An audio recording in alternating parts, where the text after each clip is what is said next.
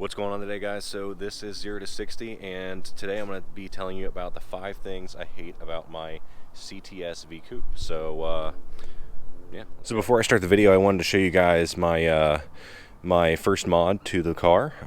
It was actually one of the things I had listed at the top of my last video, talking about everything that is wrong with the car, and that was the windows, actually. So the tint on the windows was really bad. It was actually 5%, but it was just a very, very poor job. So I went and got this done. Looks really good. No bubbling in the back. Sorry for the car and it being so filthy. I haven't had much time to clean it lately. Just much better than it was before. As you can see in the back, you can actually see out of it this time. So the very first thing I hate about my CTSV, this is the Gen 2 coupe, is the paddle shifters, or really lack thereof. As you can see, there's no visible paddle shifters on the car. They're actually on the back of the steering wheel, and they're little buttons. So you can click them. There's one for upshift and downshift, obviously on their respective sides.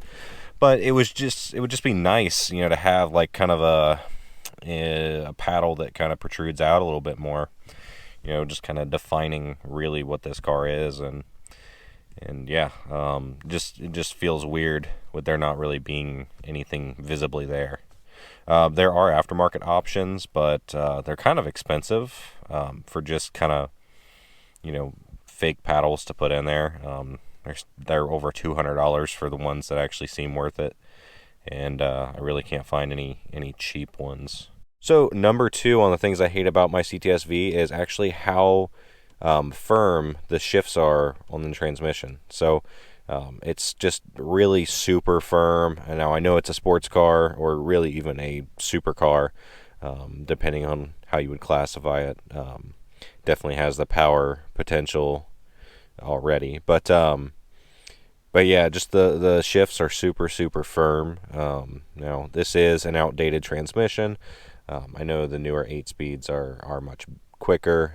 Even in the Corvette, I had the 8-speed, and it was just so much smoother. Now it was harsh at times, but this is harsh almost all the time. So number 3 on the things I hate about the CTSV is actually the visibility. It's kind of hard to see over the hood, and the door actually comes up so high. Like the way I have my seat is I have my seat all the way as low as it can go. But one, that doesn't help see out of the front, and 2, you can't really see over the doors very well. And then to see that little quarter window, it's kind of hard.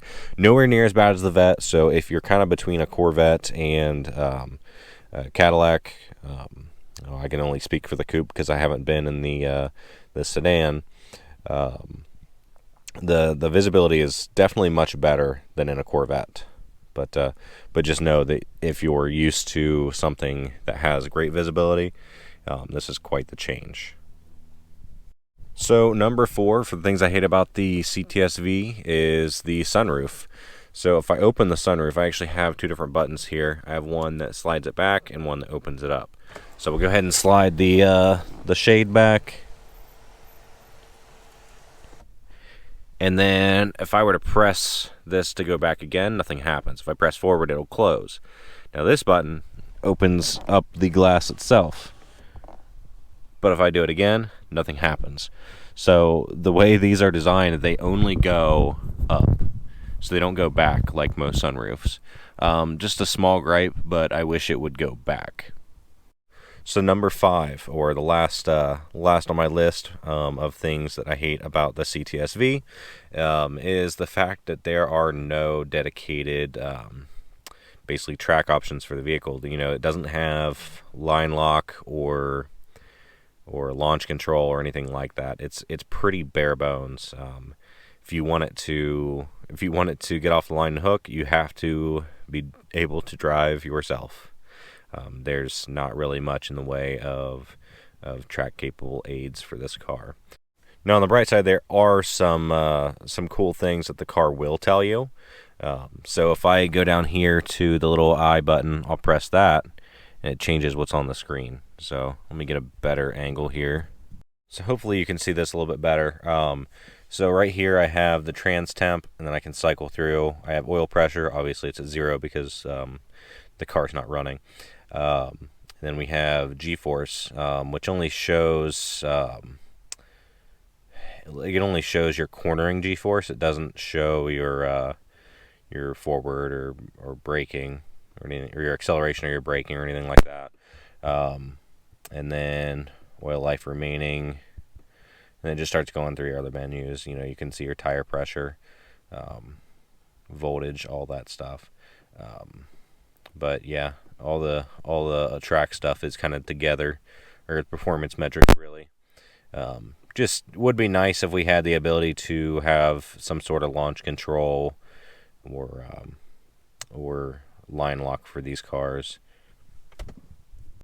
So I know that list probably sounded like I was nitpicking, which I kind of was.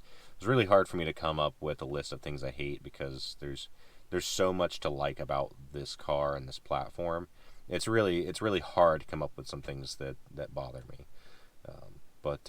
But yeah, that's my list in a nutshell. I'll also have one shortly about the things that I like most about this car.